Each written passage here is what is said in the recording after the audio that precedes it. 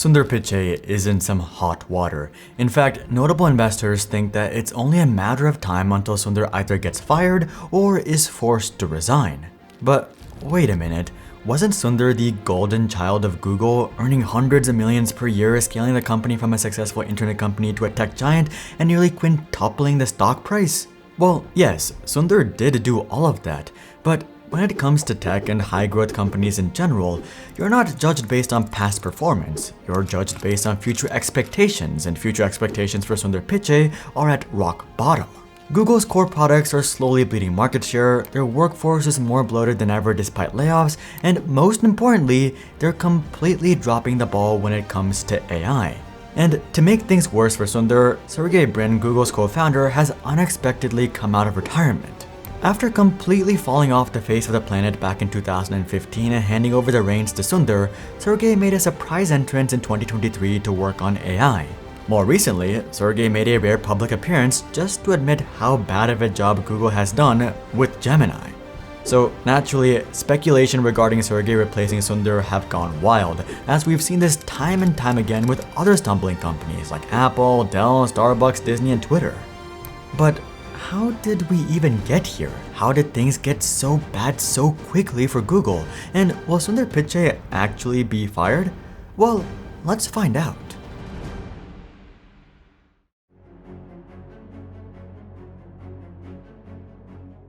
To understand how we got here, we first have to take a look back at how Sundar became CEO in the first place.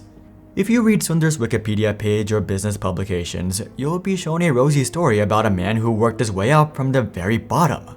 The story goes that Sundar was born to a humble middle-class family in India back in June of 1972. And through pure grit and hard work, he was able to make it into one of the most competitive colleges in the world, IIT. For those of you who aren't aware, IIT has an acceptance rate of just 2.5%. For perspective, even Stanford and Harvard have acceptance rates twice as high at 5%.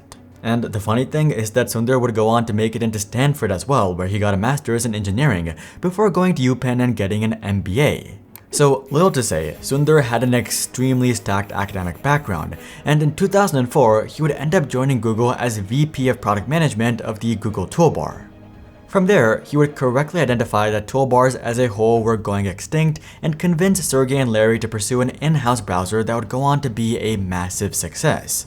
And it was due to this brilliant foresight that Sundar was eventually made CEO of Google. Or at least, that's how the story goes.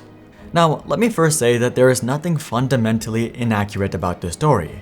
And nothing I'm about to say is meant to take away from Sundar. Obviously, Sundar is one of the most accomplished people in all of tech, period.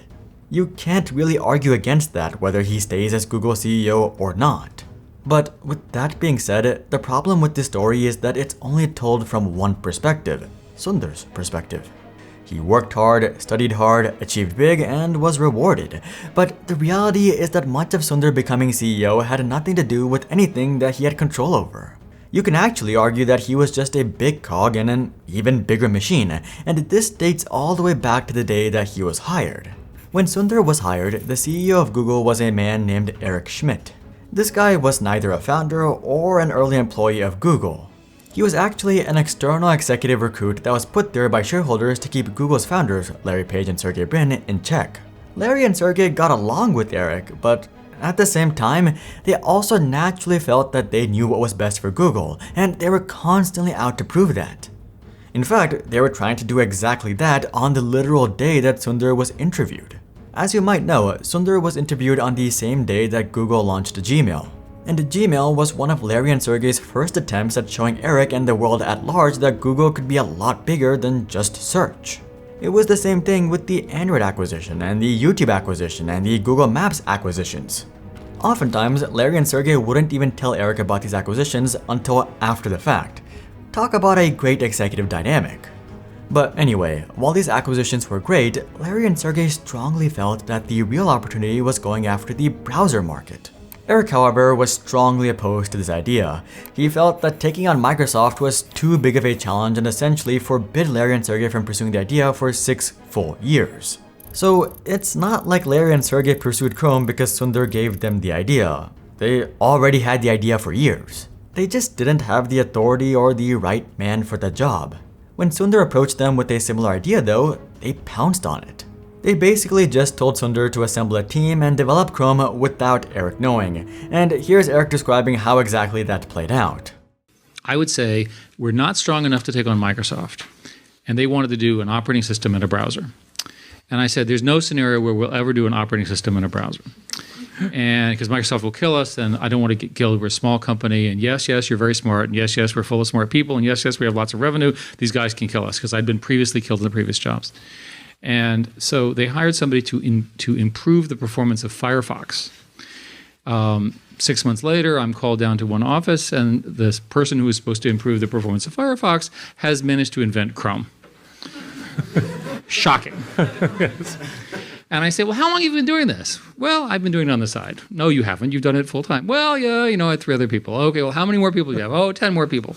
Well, did Larry and Sergey know about this? Larry and Sergey encouraged it. I said, those assholes, right? It's just, I knew it. I knew they were going around. Honestly, pretty funny in retrospect, but unfortunately for Eric, this was the end of the road.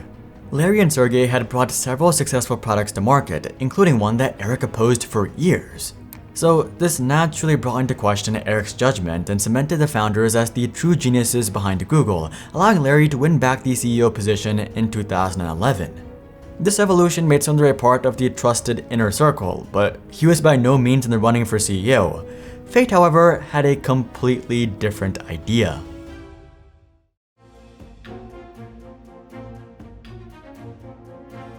Now that Larry and Sergey had full control of the company again, they would really lean into moonshot projects that inspired them.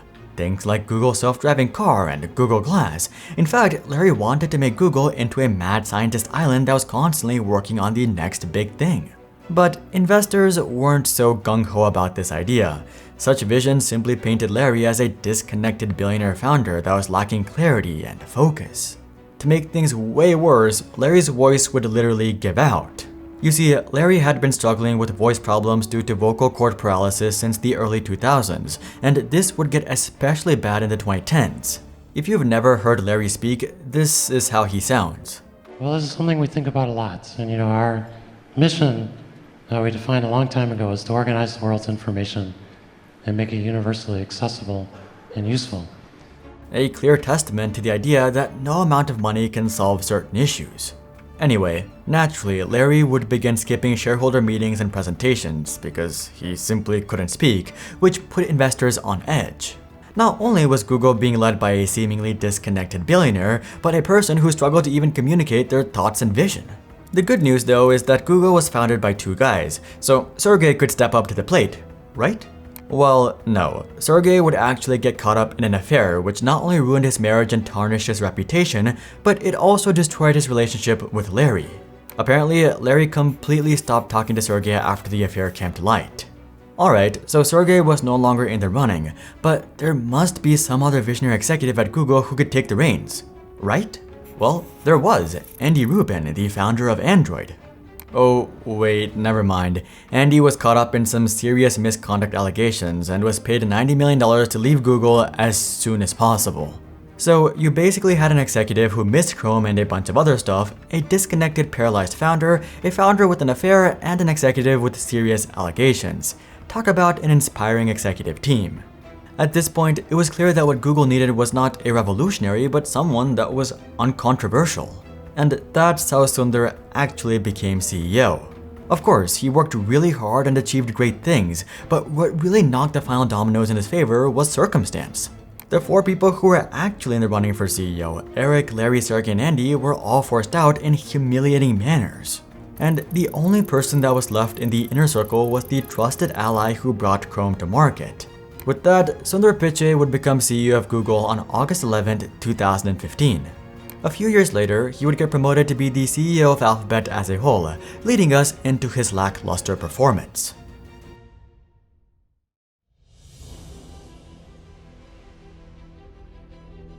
Ironically, you can't fault Sundar for anything that he's done or not done over the past decade. The reality is that he did exactly what he was hired to do, which was lead Google as uncontroversially as possible and maximize revenue and profits.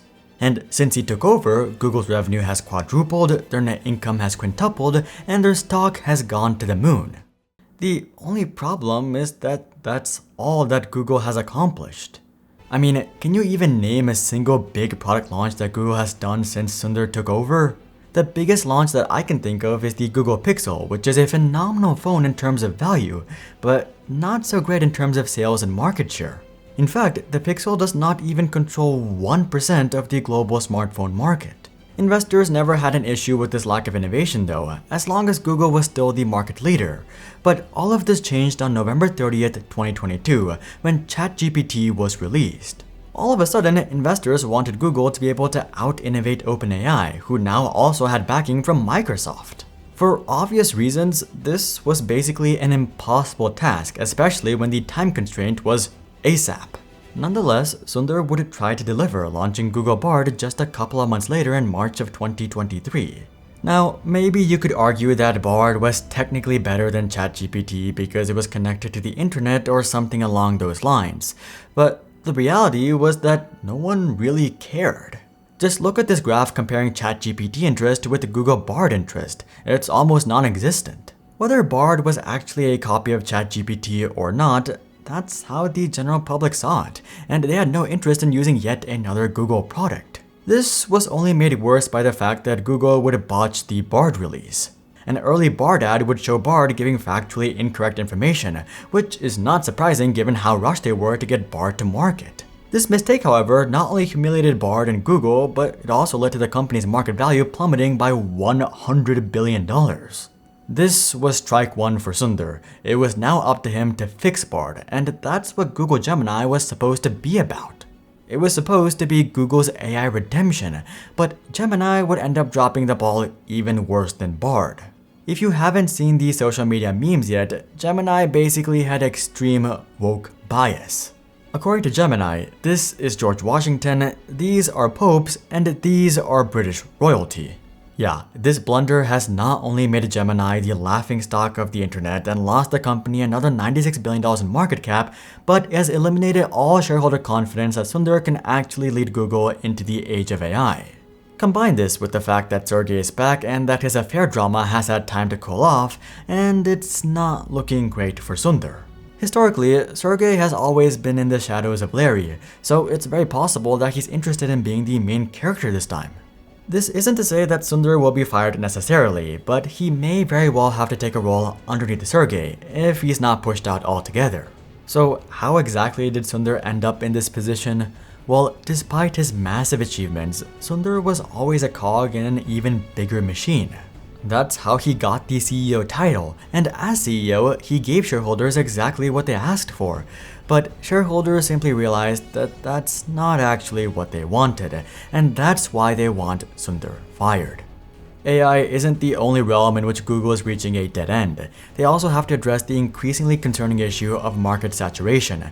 Check out this video to learn more, but until then, I'm Hari, and I'll see you guys on the next one.